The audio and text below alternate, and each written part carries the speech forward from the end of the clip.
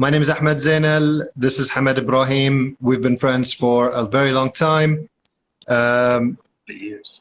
Bound by music, for sure.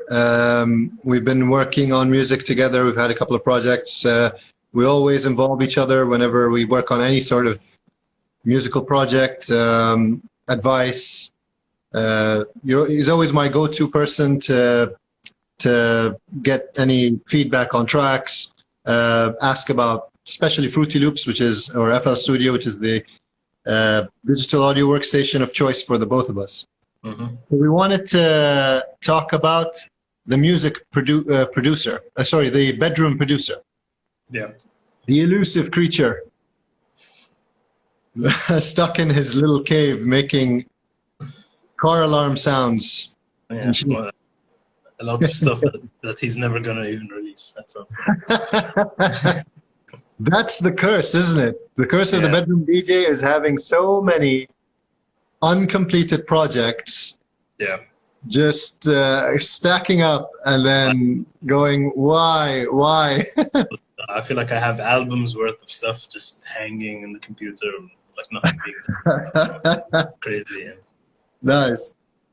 So we've had a few questions sent in, but I think we should start first of all with what is a bedroom producer? So I'll leave it to you, Hamad. What's your definition? Danny, the way I see it, it's just someone who's not in a studio environment or never. Someone who's adaptive at good and can be a producer anywhere. They just need their machine, laptop or PC or whatever, and the equipment that they require, which is usually minimal, just to make sounds, produce music on their own, do stuff on their own.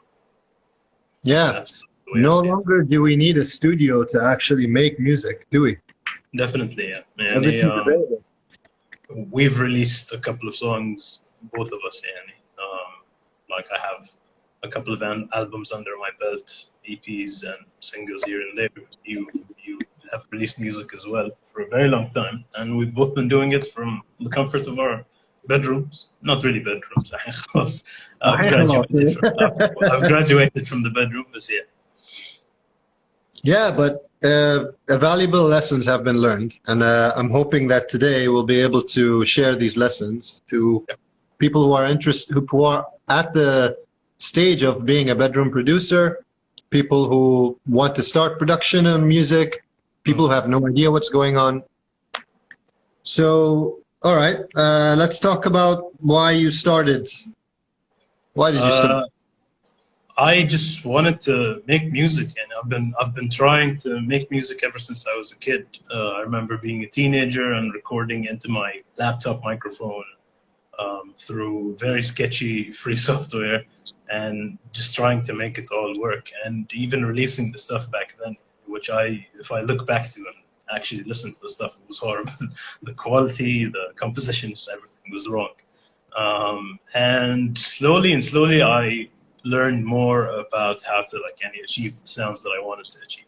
Because you listen to all these different artists and bands, you're like, I want to sound like that.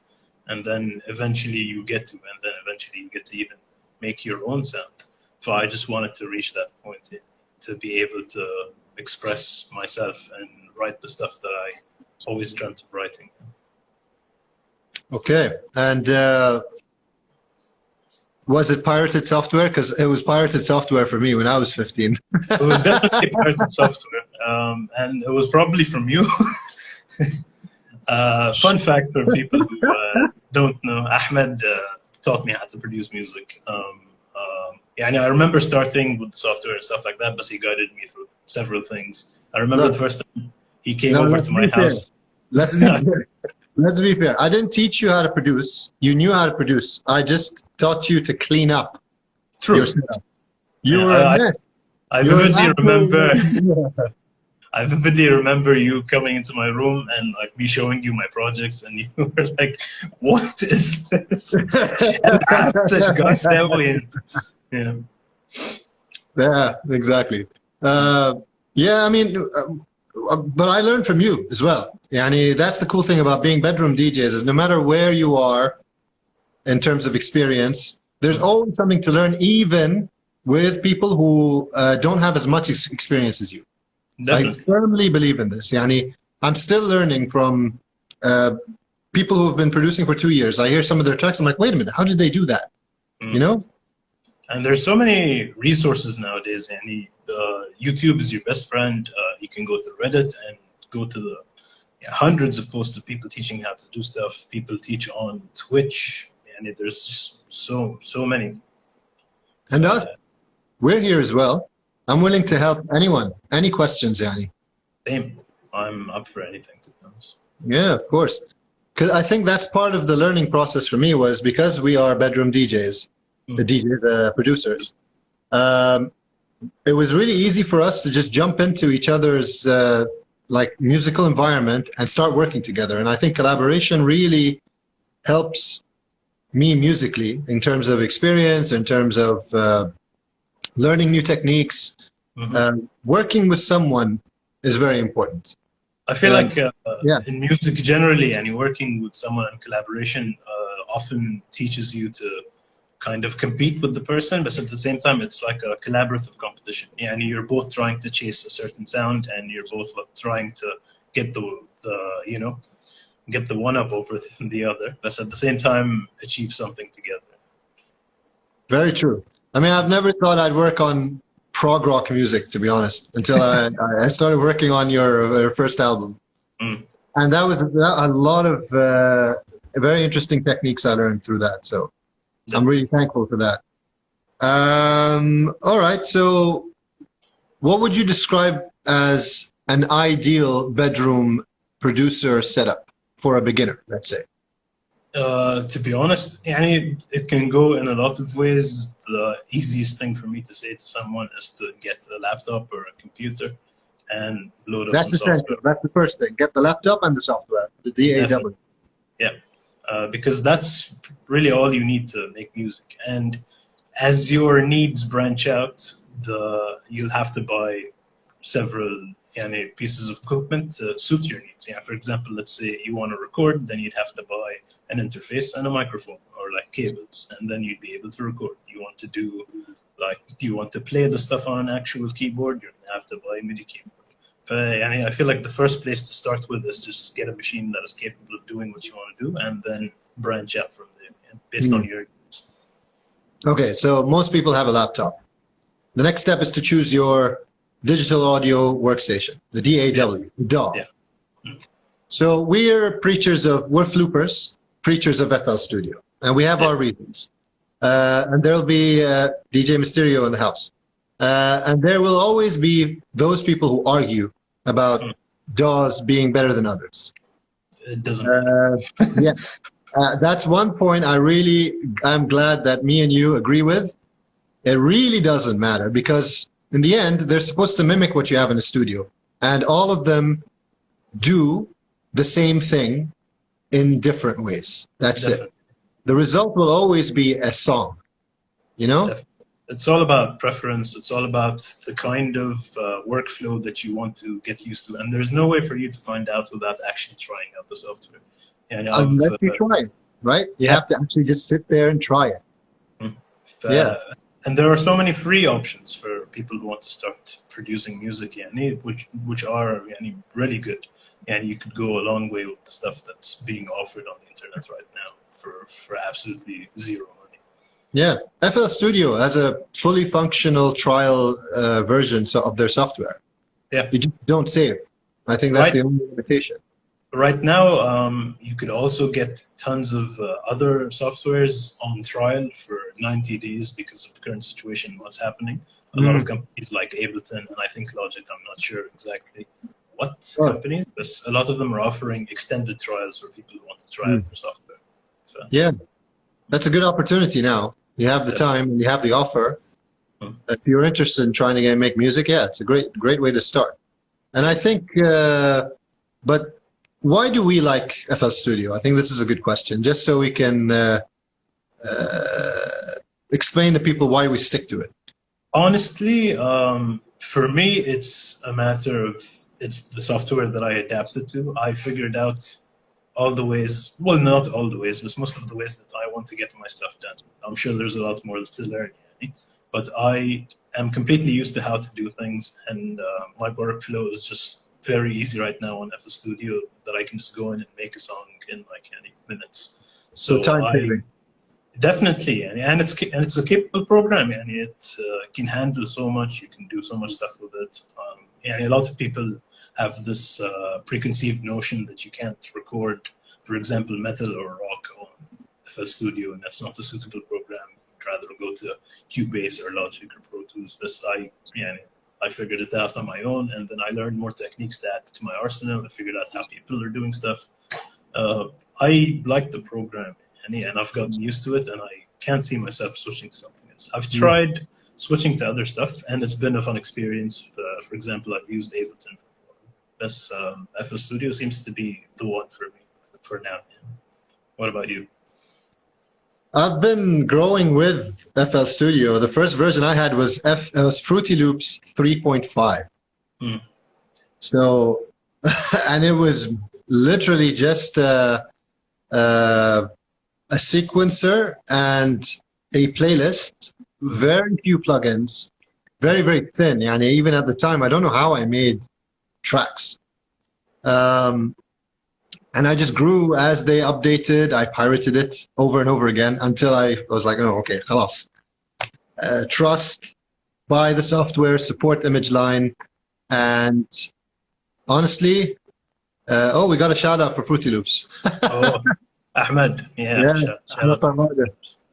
So, and it's like you said, I know where everything is. It doesn't take me very long to start and finish a track if I put my head to it. But and because you have VSTs, you can use pretty much any plugin with any DAW.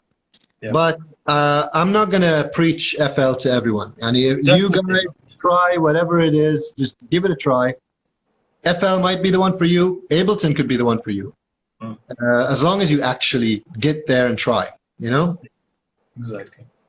Okay, I guess we can get into the questions that we got sent in.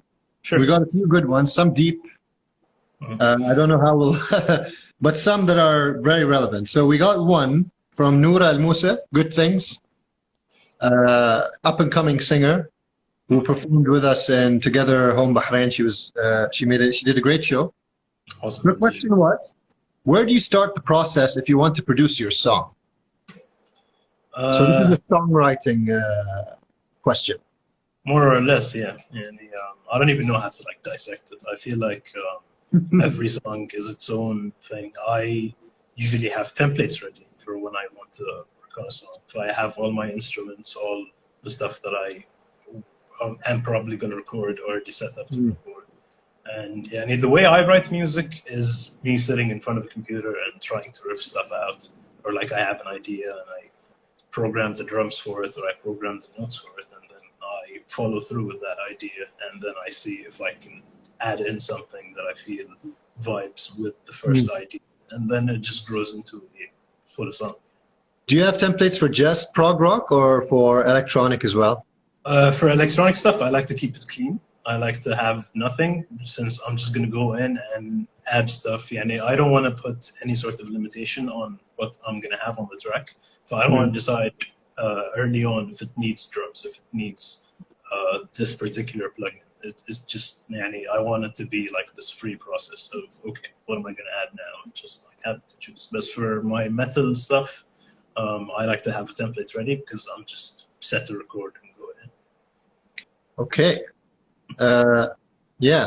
I'm pretty much the same, but I don't have templates. I don't like using templates. But for that same reason that you have, hi Jalila, for the same reason you mentioned, which is I don't want to put any limitations to where it's going to go. I can start with a beat, like just a simple 4-on-the-floor kick drum. Yeah, that could be the start. I could start with a sample. If it was a vocal sample, right now what I'm working on, a friend of mine called Eric, who's trying to start production as well. He's made a couple of tracks on Logic, but is just starting. He owns a steel drum. He recorded himself on a little video on Facebook. And I just listened to it and I'm like, you know, I could sample this and I can make a nice progressive techno track. So I told him, send me the video. I ripped the audio. I put it in Ableton, the sample, the audio sample, warped it because he was a little bit off time in places, exported it, put it into FL, quickly did a loop and recorded it on the phone just so he can hear a little flavor. He was mind blown. And how could you take a video I've recorded and then within like half an hour, you pretty much had the foundations of a track ready to go. Yeah. So yeah, inspiration. I mean, the start of a song can come from anything. You just need that spark in the beginning. You either create the spark yourself or you look for it somewhere. Yeah, I've had one of the perils of being a producer, especially if you sample stuff, is that you're going to hear stuff that you're going to want to sample all the time. I remember walking by a printer one day and I was like, this printer sounds good. Yes. Just recorded the printer. And I put at the office, there's something that hums, and it hums in this like nice paddy frequency. I think it's an A flat note, just like it just keeps going. I'm like, you know what? If I put a beat on this, it'll sound really good. This is good slap. Okay, so I hope that answers Noura's question. I mean, she writes music, she writes lyrics and plays the guitar. Yeah. So I guess for her, how to start the production process probably would be to put down lyrics or put down a melody first. Yeah, like record the guitar and then record the vocals, and then you go from there. Yeah. No, easiest way, I feel. Exactly. Okay, let's move on to the next one. I think he's online. It's Vassan 994. I saw him come in. Send me a question. Yes, he said, what setup, and I'm going to leave this one to you because I have no idea. What setup do you use to get your guitar tone? And what tips would you give for recording? I think he means bad recording guitar. Currently, I'm plugged straight into my interface. Actually, my signal chain is going through a DI box and then into the interface, just to balance everything out. And explain DI box to those who don't know, including me. It's basically something that you can use to get a balanced signal into the interface. And Okay. you can also use it to get the guitar's clean, pure, unfiltered tone without any sort of effects. So you can record two tracks, one with the effects and one without the effects. And where can you buy one? I bought it online. I'm not sure if any of the music shops in Bahrain have DI boxes. I got it from toman.com.de actually. Not .com. Okay. Okay, so you said the guitar to the DI box into the audio interface. Yeah, and from there on, I just use different amp simulating plugins. I stopped using actual amps a really long time ago, just out of convenience, because recording them was a hassle, especially in a bedroom situation where you don't want to wake up your parents at 3 a.m. because you want to record a riff. You know? Or the sound of the window AC. Exactly. Yeah, for that, you need to have like more of a studio environment where a place is just isolated. You can record that kind of stuff. I prefer to do it on the computer because the tones that you can get these days are just as good, if not better, in terms of control and just how much stuff you can do with it and convenience. Crazy. I mainly use Neural DSP products. They make a lot of really good amps, and these days I've been using STL Tonality's Tone Hub, and that's been my main amp sim of choice lately. Okay, so amp software. Yeah. Software that simulates a guitar amplifier. Yeah. Okay, and that's it. You just record the audio. Yep. After putting in the drums, obviously. Depends, yani. If I already have the drums in mind, then I program them. But usually I start with with the click track going just to keep the tempo. Have everything clean. All right. The second question, advice. If I could sum it up into like one advice that I feel is vital for recording guitars, is that you make sure not to clip ever, because get your guitar to sound at the correct volume where it just doesn't sound too distorted on the interface or whatever it is you're recording on. Because if you get a quiet recording, you can always turn up the volume on a quiet recording. You can fix it in many ways. But if you have a clipped or distorted recording because it's too loud, then there's no way that you can salvage that. Yeah, and that's true not just for guitars. It's true about recording absolutely anything. Yeah. Agreed, 100%. I hope that answered Ghassan's question. Ghassan, let us know. I don't know if he's online. Maybe he missed his question. Maybe. All right, we'll get to Abdullah Mahmoud. He sent me 3 questions, man. They're deep. One of them isn't. Okay, this one, it has to do with... okay, so once you've established yourself as a bedroom DJ... Sorry. Bedroom producer. Oh, there he is. Ghassan is here. Okay, he has a follow-up question. He struggled with clipping, especially when moth guitars? Maybe when with guitars. When. Okay. Sure. Okay, yeah. So, do you advise what? Bringing the gain down? Yeah, I mean, that's the only way to make sure. The DI box that I bought really helped with that issue. Yeah, and I recorded like very low volume, and it works perfectly because it just balances out your signal. Okay, so Ghassan, get a DI box. Maybe invest in the DI box if you need it. Yeah, invest in the DI box. Make sure that the input gain maybe is reduced. I think that's the best thing to do. All right, excellent. So Abdullah Mahmoud's first question was, Abdullah Mahmoud Taban is the guitarist from the band Do You Really Like It, who you produced. You produced the track for. I produced their EP, recorded, mixed, mastered, produced, not to give myself... the whole thing, huh? Nice. Oh, which is another question that he's, by the way, mixing and mastering is also a topic we're going to be discussing. So he says, so now after you've established your bedroom producer setup, you've made a few songs, now you want to perform.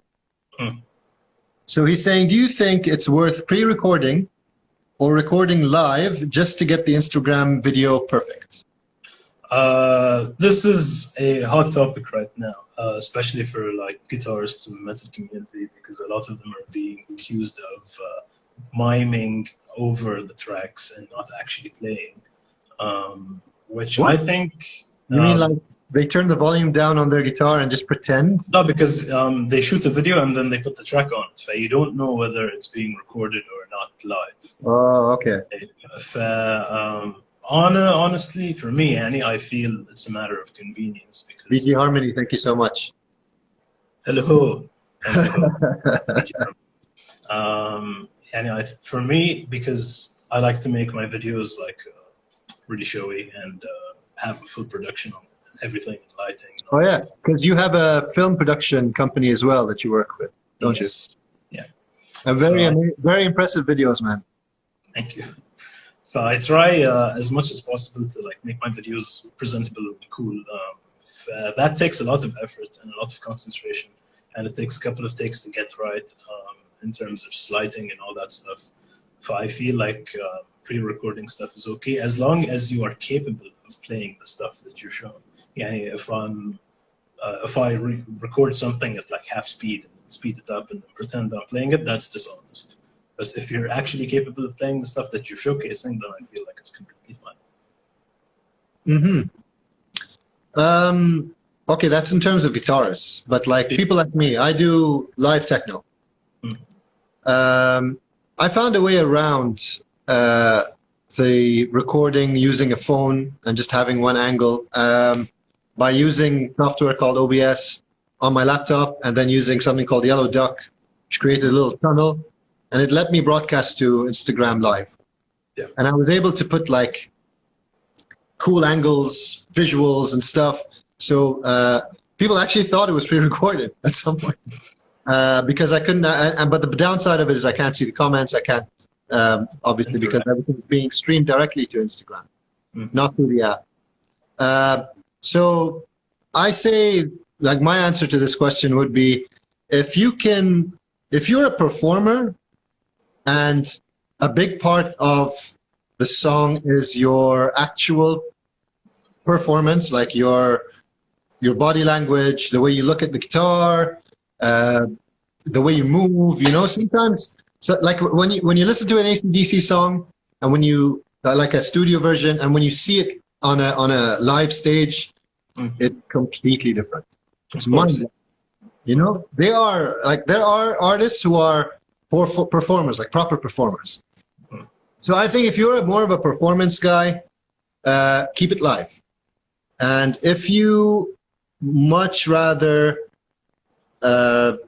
more about the music, more about just getting the sound right, getting everything right, and you're too worried about the performance aspect of it, if there's going to be too many mistakes. Also, there's nothing wrong with pre-recording and then streaming.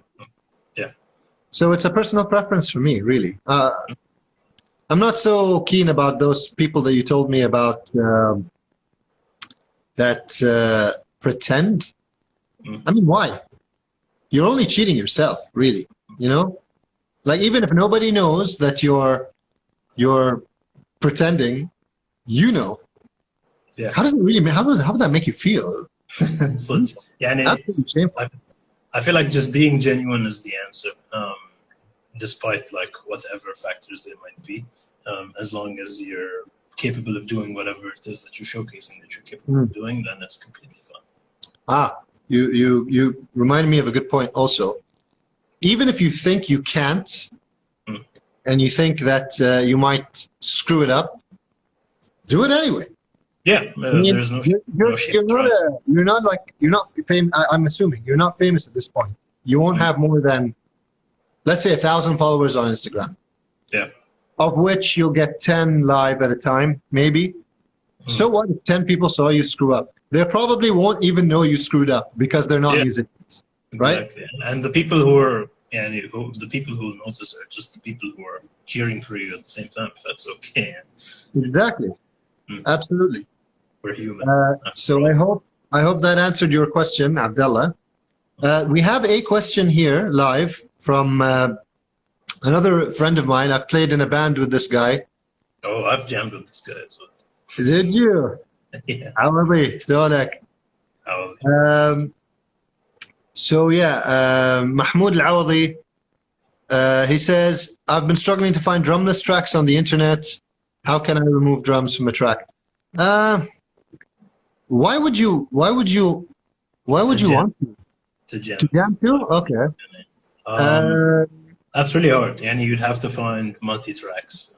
I feel like removing drums, especially because there are so many layers to, especially like the music we listen to. And that's like method stuff like that. It's really hard to do that through software. Yeah, it's gonna sound if you want to jam to it. Yeah, I guess so. I mean, you're the one keeping time if you're the drummer, right? Yeah. So the best way I feel is to contact session players or people even online to ask them to play the song and record it on guitar. And then you'd have a purely guitar version to jam to. That's a very good idea. One of my friend does for his vocal covers. And he looks for people online that do an instrumental version of a song, and he either asks them if he can record his vocals on them, or like it's a collaboration thing. Okay, Awadi, contact. I know he wants to jam to Opeth. Contact Opeth. They're good friends of Hamad. You'll be able to say like wasla, no problem. Arif wants to add something to our previous point about doing it live or not. And he says it's all about market, and you have to understand your followers and what they prefer. He's right. But in terms of people who are beginners, I think you should seek out the market, see what market you have, what market you can attract. Because bedroom producers, usually if they are popular, okay, they'll have a big following. If not, they're going to have to try and grab people's attention somehow. So, but thank you, Arif. It's very good. We have a question here. Hamoud Farij. Yes. Do you know this person? Yes, we're childhood friends. Nader is here also, one of my good friends, Nader. Okay, so by any chance, were you in Saudi in February for the carbon capture conference? This is random. Yes, I was. Very on topic. And I'm not an engineer. I fooled you. I'm a corporate communications person. So a lot of these people meet me in conferences thinking I'm an engineer because I know my stuff, but nope. But yes, good to see you again, buddy. I see. We made a connection. Nice. Yeah. That Donna and Awad, they're gonna make an open cover. Nice one. Okay, so Moving on. let's move to the next question. Also from Abdullah Mahmoud from Do You Really Like It? As a musician, I love this question so much. Do I have to learn how to mix and master eventually? Do you want to take a crack at that first, and then? Or do you want to take Well, a crack at that first? Well, it's yes and no, really. It all depends on you. To me, I ventured into it only because I've reached a point where I know my production and writing and composing. I know which directions to go. Yeah. But I'm really interested in how to make the song sound good on every single distribution point. It used to be dark arts to me. Like, how do they do it? How do they take a track that I made and then all of a sudden it sounds much better than what I intended? But it's not a dark art, I discovered. There are techniques. Mixing especially, I believe in every bedroom DJ should definitely learn mixing at the very minimum. Mastering, maybe if you want to venture into distribution, starting a label, go into sound engineering, go through mastering. If you have an interest in what mastering is all about, also go through mastering. But mixing, that was one of the things that was frustrating about working with you in the beginning. Was trying to get you to mix early on in the production, just so I can get you to, but I mean, now your mixing is much better than mine. But yeah, I'm all for people learning to mix, honestly, but only after I mean, the writing part is more important for a beginner bedroom producer, and you shouldn't jump into mixing if you don't know how to write it. Yeah, and you'd have to have a produced track in order to mix it. But there's so many factors that come into play. If you're just a musician and you don't want to go through that hassle, and would rather send it off to someone who's a professional who would do it for you, then sure. But if you want to take initiative and learn how to do that, by all means, please do, because you'll only be benefiting yourself when you try to make sure that the stuff that you put out sounds like how you envisioned it. And not only that, but you'd also have a great skill at hand. I think it's necessary at least to know how to balance stuff out. For example, if you're recording your band or you're recording yourself and you have a couple of instruments, I think it's key to just know how to adjust the levels for everything so that it's decent to listen to for someone who's going to mix it for you, so they can have an idea of what you want to do. Or even if you're putting out demos as a beginner producer or a musician, it has to be listenable. And it's a hard stage to get to, and I've been learning how to mix since forever, and I'm still not amazing at it. I've definitely improved, and I feel like my stuff is ready for public listening. But it's a learning process, and I really recommend that you go for it if you'd like to start your production journey.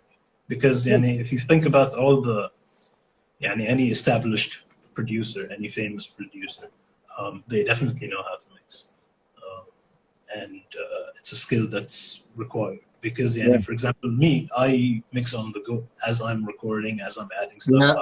I mix just to get the sound right for every single instrument. Who did you learn that from? I wonder.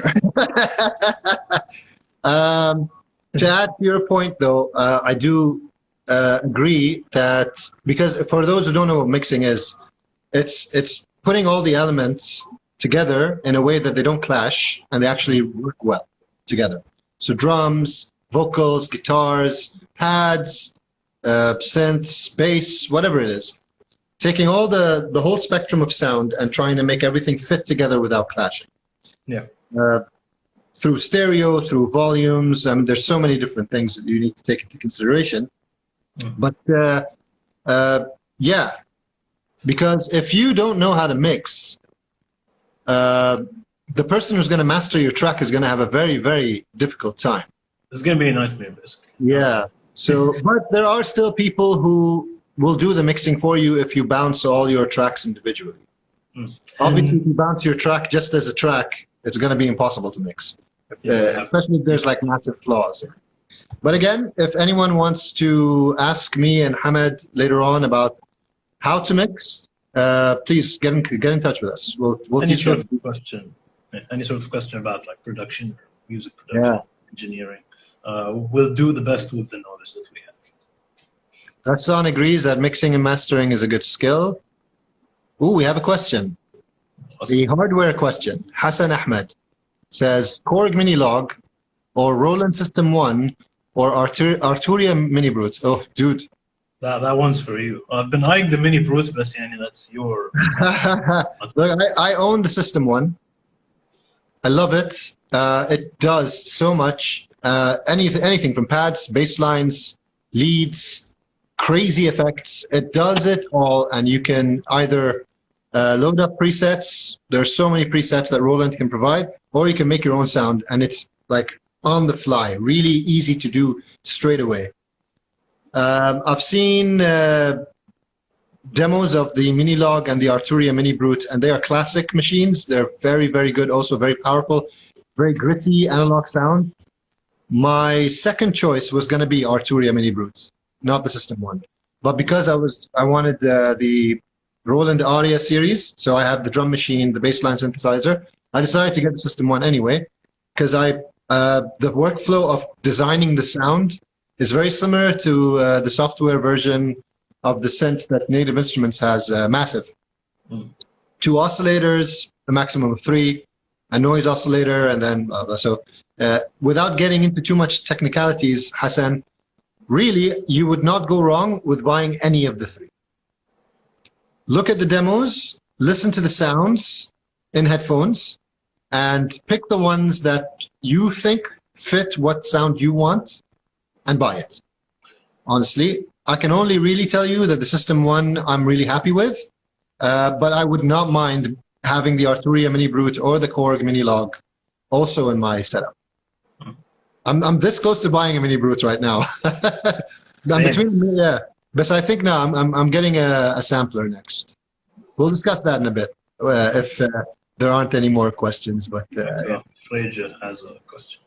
Okay, so yeah, Hassan Nader was saying Reason. Forget Reason, bro. Don't forget Reason. Reason is doing great things right now. No, because Hassan wants to buy hardware. I'm saying if he wants to do hardware, let him do hardware, bro. True. Reason is available as a plugin now, which is insane. That you can have Reason in FL Studio and whatever. In the beginning, when I first started production, Reason was like mind-blowing for me. It took me a while to get used to it, but I ended up with FL. Yeah. Oh, there's a question for you from your childhood friend. Recording amps with a mic or plugins, which do you use? And how do you get Neural DSP plugins to not freeze when recording multiple tracks? Can I just say one thing, Hamed? What? I think he needs a new laptop, right? Maybe, and it could be an issue. Is Neural DSP paid? Yeah. Stop pirating plugins! No, I'm sure he paid for it. Just to gloss over this, because I already answered the first part of the question, I purely use VSTs. I don't use amps anymore. And regarding your Neural DSP software, I've never had an issue with any of the Neural DSP amps. Just make sure that it's updated. Make sure that your system has the requirements for it. We know you paid for it. Pleasant good. Just make sure it's updated. Make sure your system requirements match the high, and talk to their support. They're really friendly and they'll help you out. And they could hook you up with a version that's specific for your operating system or like specs. I'm not sure exactly what could happen, but I know that the support they have is great. So, Nice. Ace Malik, one of the prolific vocalists and guitar players in Bahrain, best, is hands saying, down. I think it would be great if you both do a mixing for beginners on IG Live. Oof. صعب. صعب. We بس خلينا can. مخمخها. I might be able to do something like this, but let me think about it. We'll see. I mean, as a discussion, we can, but the problem is, how do we demo it? Yeah. Well, we could. But We'll see. everyone needs to have headphones on or proper speakers to properly hear what we're doing. That's all. Yeah. So we might do it on YouTube maybe or something. We'll see. Thanks a lot, bro. I was going towards the System 1 because I have the Roland 808. Yeah, خلاص. Use the System 1. IRA work really well together. MIDI cables and gum short. خلاص. That's your answer. Okay. I paid for it. Let's see. Getting into recording and mixing. What is the required PC requirements? Yeah, Just you'd have, get the latest one. you'd need like maybe like 16 gigs of RAM, capable CPU, i7 or like a Ryzen 5 to Ryzen 7, and SSDs, man. SSDs like very Just get a important. Mac. Get a Mac. I have 3 SSDs running. One is just for the operating system and the programs. One is for my FL Studio projects, and one is for my sample libraries. And that's the best way to do it because you aren't tunneling all the information through the same tunnel. You're dividing it so it's easier for the processor to get that information. 3 SSDs, capable RAM, capable processor, and yeah, that's pretty much it. Yeah. This needs to be a clean machine as well. Like, don't load it up with games and the more dedicated it is for music, the better. Yeah. But yeah, no running apps while you're working with it. And that's why I had a dedicated PC for my music. I've switched to Mac now. I mean, it's my daily and it works for quick production. And if I'm not running anything else around it, it's fine. So yeah. I hope that answers your question. So Hassan Ahmed is going to build a spaceship. If you want to see a spaceship, you guys follow Desert Fish. He's a Saudi guy from Jeddah who basically has a NASA control system, like central control facility. Just every machine imaginable, all the modular sense. It's insane. This guy also, he does a lot of music theory sessions on on his live and IG. So Hamad, for sure, follow this guy because you learn something every time, for sure. We had one more question in the notes left. Yes, I do. There's 15 minutes left, so yeah, let's get to it. Let's wrap it up. Oof. What is the future of music here in Bahrain? That's the worst possible question to wrap up. I don't know what's the future of music in Bahrain. I hope it's just more people doing stuff. Collaborate, record yourselves, publish yourselves, just do stuff. Well, before we talk about that, there is a question here for you about guitar solos. So can I go directly to playing guitar solos?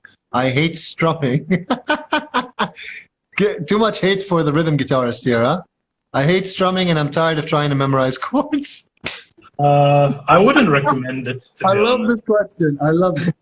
Okay, you wouldn't recommend it? I do recommend it. If you don't like strumming, go straight to picking and straight to doing solos. I feel like, okay, learn all the basics first. And it doesn't have to be, time to play solos, time to strum, just learn how to play the guitar naturally. Just know all, get to know the instrument. I have no music theory knowledge. I'm the worst person to ask about anything in terms of guitar. The way I practiced was just learning covers, and then I just started making my own music. And I don't learn covers anymore, which is stupid for a guitarist who wants to get better, because I'm not getting better. I'm just forcing myself to learn something that I want to play. Just learn the basics of how to play the guitar, and then try playing the solos slowly. Start at 50% if it's like easy solo, you can go even lower than that, and then just speed up every day until you get to the pace that you want. It's not going to be easy, like anything that's worth doing. It's not going to be easy, but it's going to pay off because you're going to learn how to play the solo that you want to play. Yeah. Just learn how to solo. That's my advice. I'm not a guitarist. I play bass guitar. Actually, switch to bass guitar. You don't have to strum. You can if you want to, but yeah, bass guitar is a lot of fun. I love playing the bass guitar. Ali Malik is saying you can't eat the crust and leave the rest of the pizza. Yeah, I agree with that. Say what? He says you can't eat the crust and leave the rest of the pizza. What if it's cheese crust? You can't. I don't eat the crust. You what? This IG live is over. No. I'm kidding. No judgments. Much. Okay, Hassan has another question. Any ideas on how to arrange track? I have tons of projects fully produced, but the arrangement is the most frustrating part for me. Ableton Live and Push 2. But how is it completed if you haven't done the arrangement? I don't understand. Do you mean like you have the loop ready? Anyway, whatever it is you mean, Hassan, because you have the push, you can do the whole arrangement live. So launch the clips in a way where you write the song in, whatever formula you want to follow. You can make your own. It can be random, or you can have the usual mix in, drop, mix in, climax, big drop, whatever it is. Do it live. Do a few takes. If not, just go into session mode and just write it out. It's easy to do. Or you just keep getting used to it. That's all. Okay, we have one here from Papa Push. Papa Push in the house. You guys are killing it. In your opinion, how important is music theory? Oh, we love this question, don't we? We love this question. I don't know a lick of music theory, and I regret not knowing. And I want to learn every day. And when I start learning, I feel like I'm doing something, and it's good progress. And then I just procrastinate and go back to doing the stuff that I was already doing. And it's hard for me to collaborate with musicians who come from a completely music theory based background, because I learned by ear, and I work best with musicians who learn by ear, because we're just trying to catch a feeling, and communicating about playing guitar is very easy for us, because we both learned how to do it that way. And I feel like it's important. I don't think you absolutely have to, but it will definitely strengthen your already set foundation. I don't think it's necessary to start. You don't need it to begin to become a bedroom producer. But like Hamad said, I'm learning music theory now. I'm doing a course right now. And a lot of the things that they were saying, I knew, I just didn't know the name for. Like I know if you start a major scale from the A key, I know now it's called Lydian. But if you started from the A key, it sounds sad. But if you started from the C, it sounds happy. I knew this. I just didn't know there were names for it. So it's more. The only reason they made music theory, they started writing music down, is because they don't forget it. So that's why it's sort of, people don't really need it right now when they begin. But yeah, take Hamad's advice. When you have the time, learn it, but it's not necessary. Yeah, it's like learning a language. If you want to visit that country and live there, you're going to have to learn the language. Yeah. Yeah, so you can talk to, I worked with, I did a jam with Nader. Nader is classically trained. And he's like, what scale are we in? I have to look and like, D minor. No, it's not. Oh, shit. So, yeah, it does help. Tricks. This kid, Hamad, watch out for him. He's an up-and-coming producer. He's saying to Hassan, listen to a lot of tracks and observe their methods of arrangement. He has all the loops ready and mixed, but not arranged. Yeah, so like I said, do it live, or use the session mode. But live, I feel live is more organic. Because when you if you listen to a lot of music, which also is something that I would advise any bedroom producer, listen to a lot of music because you learn a lot from other artists. You will have an ideal arrangement in your head about how you want the track to be. So as you record, your subconscious will take over, and you will subsequently be arranging the track the way you like when you hear music of your choice. Yeah. Okay, do we have any more? Hit us up with some questions, guys. How much time do we have? Ghazi, how you doing, Ghazi? Oh, hey, Sorry, Ghazi. How much time do we have left? About 7 to 8 minutes. Okay, we can answer a couple short questions. Hit us up with questions. We're here for 7 minutes. Yes, we are here. Ghazi is one of those elusive bedroom producers, never leaves the bedroom unless there's a gig. And now with Corona, I don't know what he's doing. He's probably digging a hole in the middle of the room. But he makes some really crazy minimal tracks.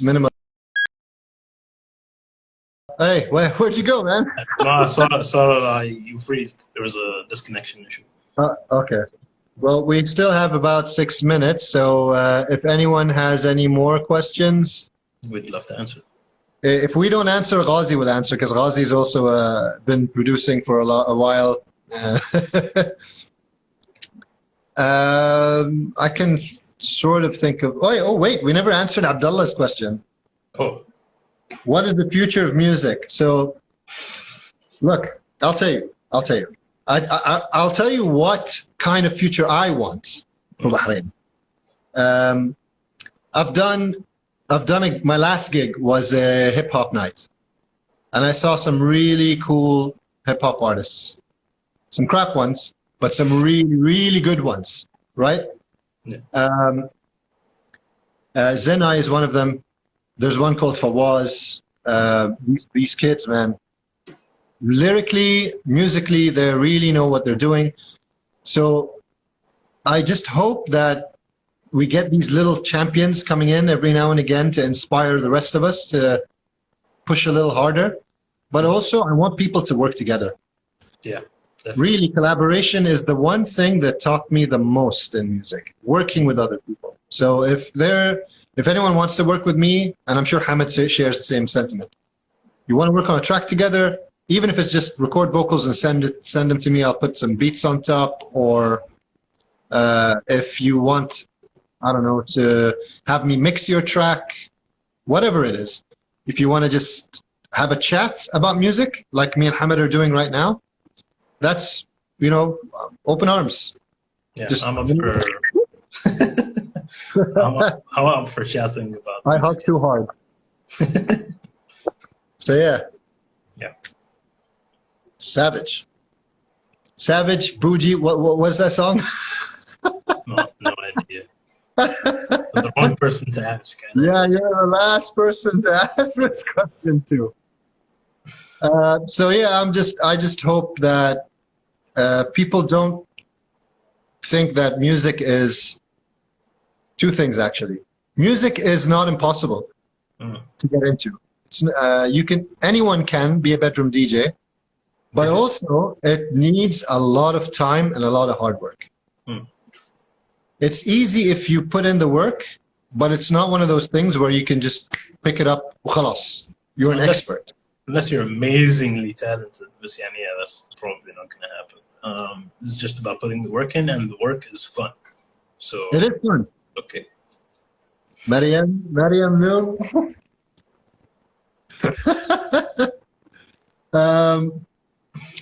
Yeah, a lot of how many years has it been for me? I started when I was 15.